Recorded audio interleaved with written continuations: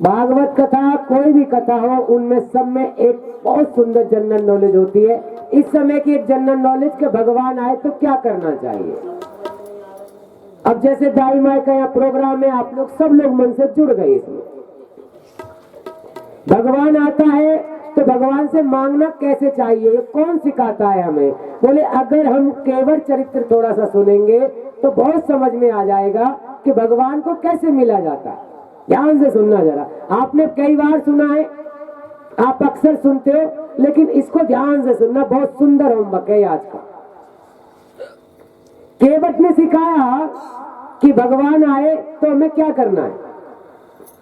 देखो, एक होता है कि अपने से बड़े को देखकर जाकर उसे राम राम जी, राधे राधे जी, पता नहीं कितनी चमचागिरी।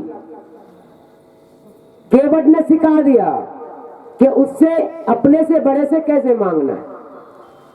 जब राम जी आए ना घाट पे, केवट जाके दूर बैठ गए, बहुत दूर।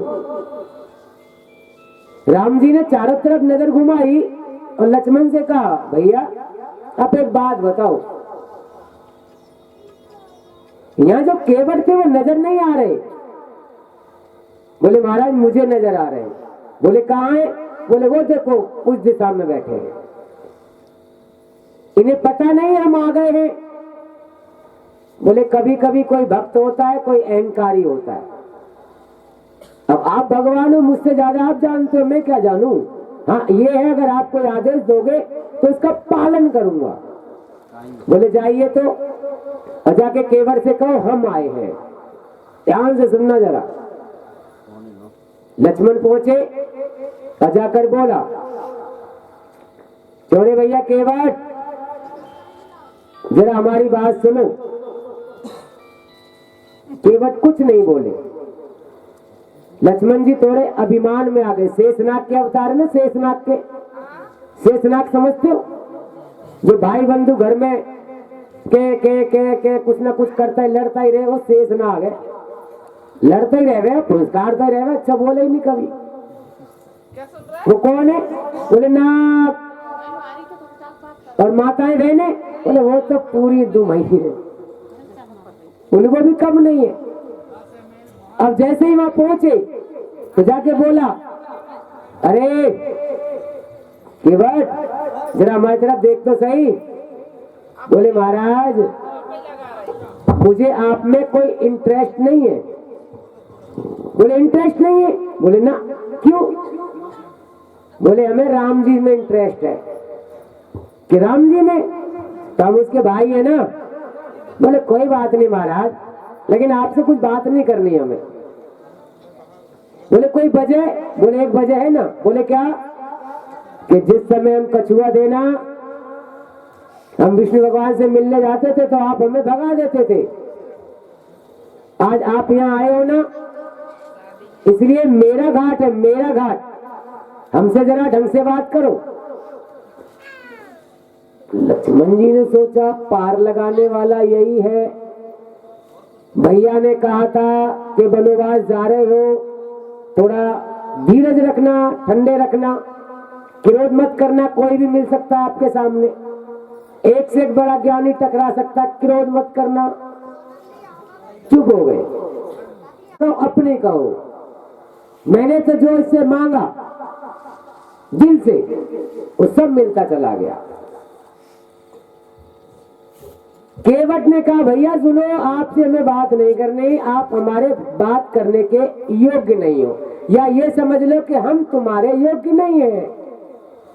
अगर लड़ाई बुझानी ना कई तरीके होते हैं। बोले हम तुम्हारे योग्य नहीं, आप जाइए, हम छोटे आप बड़े हो। राम जी के पास लक्ष्मण जी पहुंचे। बोले क्या हुआ।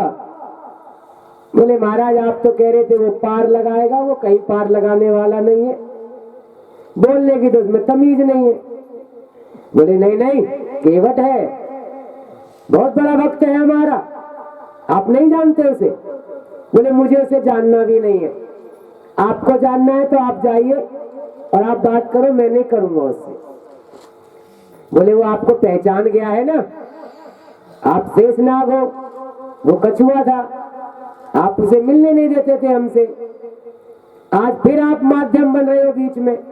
इसलिए पहले डांट दिया उसने, ये तुम्हारा घाट नहीं है। तो बोले मेरा घाट है। आप एक काम करना, आप कुछ मत बोलना, वरना बहुत गुस्से में हो, कहीं ऐसा ना हो हैया हैया करते करते छैया छैया कर दे, तुम्हारी गिरा दे नाव से नीचे। इसलिए थोड़ा बोले हाँ मैं आप जैसा कहो। केवट के पास राम पहुंचे, ध्यान से सुनना, मांगने की एक तरीका आना चाहिए हमें। बेटा बाप को देता है, बाप बेटे को देता है। परिवार में कौन किसकी नहीं सुनता, सब सबकी सुनते हैं। सिर्फ सुनाने वाला हो, मन से कहने वाला तो हो। राम ने कहा भैया केवट, वाणी को सुन के एकदम दंडोती प्रणाम। महाराज आप आ गए। बोले आप हमें जानते हो?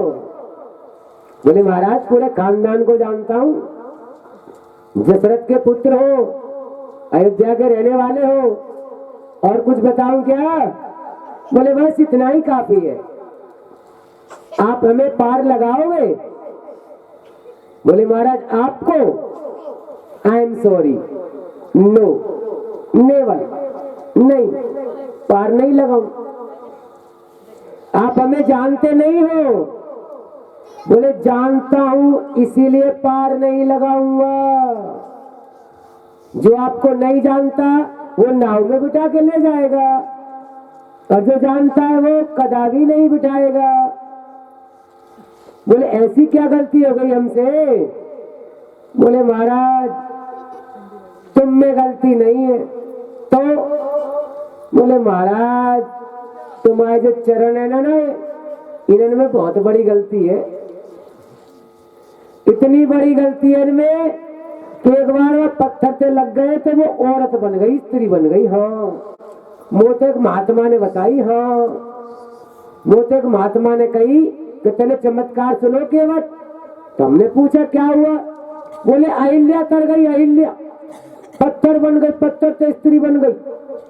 तो महाराज तुम्हारी से बहुत गरीब हूं मैं, इतना गरीब हूं, इतना गरीब हूं, या काट की नाव से सवेरे कमातू, शाम को जाके घरवारी दे दे तू, नाव खुश हो जाए, घरवारी खुश हो जाए। तुम अगर गलती से जा में बैठा ले, मैंने लालच में आए के, और जो कहीं बेचारी काठ की स्त्री बन गई, महाराज तुम्हारी तुम कहीं को नहीं रहूं, कहीं को नहीं रहूं, सोच तो चून की बुरी हो गए। हाँ, मैं नहीं बिठाऊं।